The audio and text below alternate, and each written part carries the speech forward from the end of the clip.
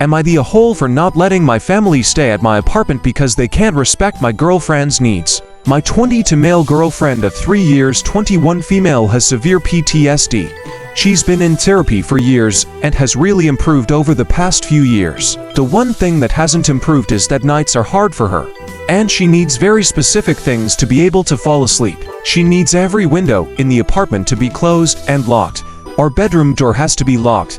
She checks the entire apartment 1 to 2 times before going to sleep to make sure everything is how she needs it. The light has to be on and she needs a fan and a heated blanket. From there can't be any loud noises. We don't have anything on the bed or where it can be expected to accidentally make a noise, and we have sound dampening curtains outside our window because if there's any loud noise she wake up and I'll have to check the apartment, closets and everything, and convince her that she's safe and can go back to bed.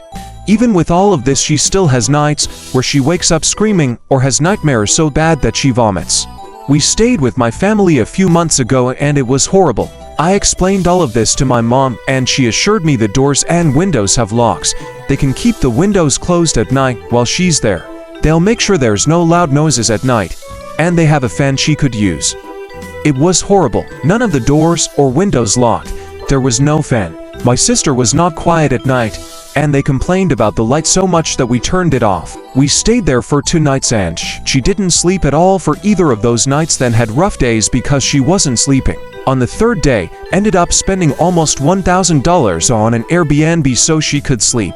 They said I was being ridiculous and that she was exaggerating because there's no way she stayed up for 2 nights. The rest of the visit was okay since she was able to sleep, but they kept making comments about how ridiculous we were being for getting an Airbnb. Now they want to visit our city and stay in our apartment, but I said no because when we stayed with them, it was a shit show and I can't throw her off in her own home. They think we're being dramatic and that if it's that big of a deal she can stay with her sister while they're here. Our apartment is on her sister's property. Her sister built it specifically so she would be able to move out while still having someone right there when she needs help. But I refused to kick her out so they could stay. Now they're calling us ungrateful and saying my girlfriend hates them and I'm taking her side. Am I the a-hole for renting a goat? So I 30 male hate cutting grass. Hate it. Hate it. Hate it. The sound of the lawnmower makes me wish I could take my ears off like Mr. Potato Head and lock them in a box. It hurts my shoulder. I got injured in HS and it never healed right, and I might be the only person in the world who doesn't like the smell of cut grass and gasoline. This week was the very first week this year that I would need to cut the grass. We live in a fairly warm state, and the HOA is very strict about it. We even have little flags at the front of the yard that the grass isn't allowed to get taller than. So the point is, the lawn needs to be mowed. I don't want to do it. My wife can't because the last time she mowed a lawn she tipped into a lake. Just so happens I know a guy who owns a goat, and I offer him $20 to bring it over to eat the grass for me. The goat eats the grass. We keep her away from the neighbors' yards. Goat goes home. It was great. Way better than mowing. Except now my wife is mad because some of the neighbors saw the goat and think it's hysterical that we had a goat doing yard work for us.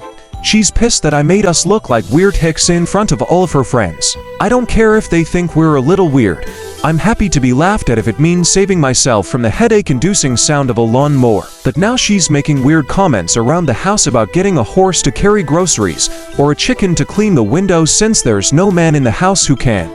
I didn't expect her to react so negatively to a goat, but maybe I'm missing something. So wasn't I an asshole? Edit.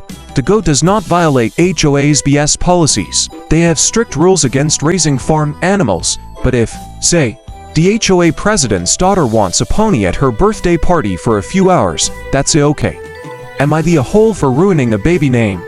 I am Brazilian, but I've been living in the US for 3 years. My first language is Brazilian Portuguese.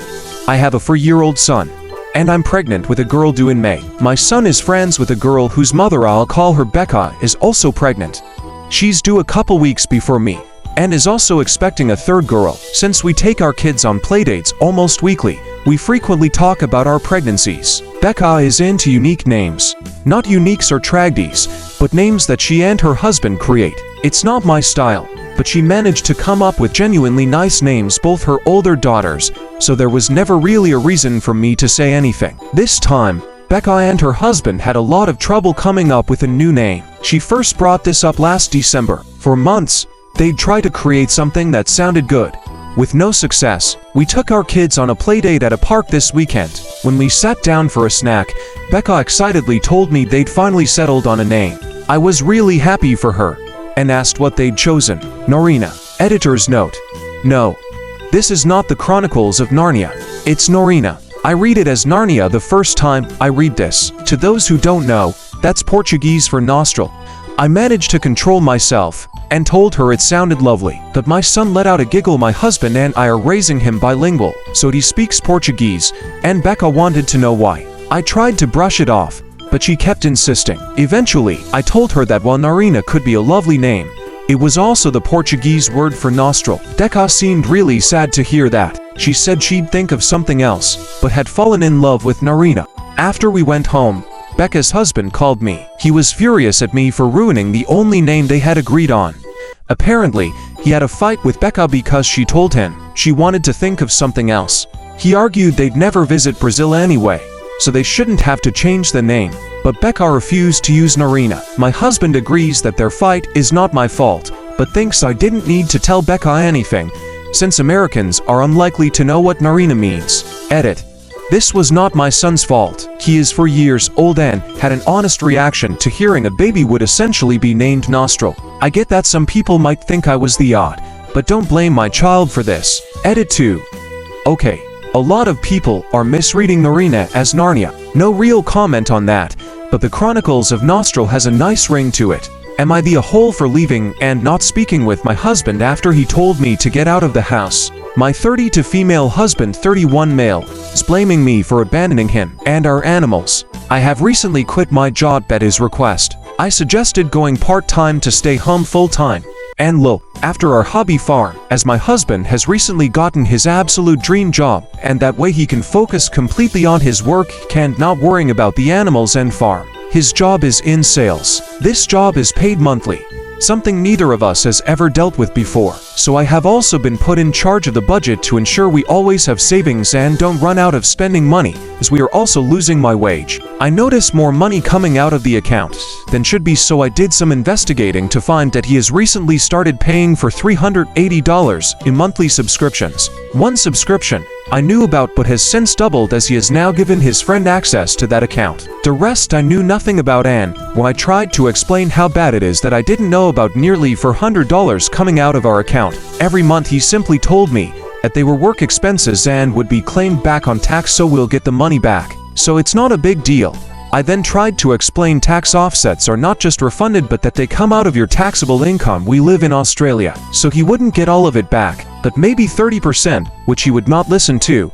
He kept saying he's done this before and he knows what he's doing. The job I quit was literally for the AITA. All my job was to inform people of exactly this kind of information. He would not listen, so I went back to trying to explain why I need to be told about expenses like these, cause I'm in charge of the budget now. That I don't care about the subscriptions, I just care that I wasn't told that I can't budget for the expenses I don't know about, and it'll be my fault if we run out of money before the end of the month. I even asked him last month for a list of all subscriptions. I even tried to put it into a work-related analogies so he might understand better. He refused to listen to me, speaking and yelling over me and not letting me get more than 5 words out. He told me to leave more than 3 times to just get out. I even told him that I would wait until he had taken the dog on their walk and calmed down, and then we could have a reasonable discussion. When he started throwing things around the house, I finally had enough and asked a friend if I could stay with her. When I was leaving, he chased after me, begging me to just talk about this, that he's the one that's been trying to talk and work on this. Why wouldn't I just talk about this? I told him I had given him 6 opportunities to talk, an hour later, that he refused them all and just told me to get out of the house, that I've lost the plot and I needed to leave, so now I am leaving to have some time apart and think. He is now blaming me, saying our marriage is over. He can never get past this hurt, and that I have abandoned him and the animals. He has mentioned the way I left made him look abusive to the neighbors, and I feel like that's all he cares about, the perception others have of him. When I was leaving, he didn't say I love you or I need you. All he said was I need my wife, we're married. Am I the a-hole for just leaving and not speaking with him when he decided to talk after realizing I was leaving and causing a scene in the driveway? Am I overreacting about the extra money coming out of the account, even though he has said, if we get to zero I am blaming you more than once before? I am seeing the lack of communication and the nonchalance as something huge and he sees it as nothing. He is seeing my leaving as something huge even though he told me to leave multiple times and I have explained it was for my mental health.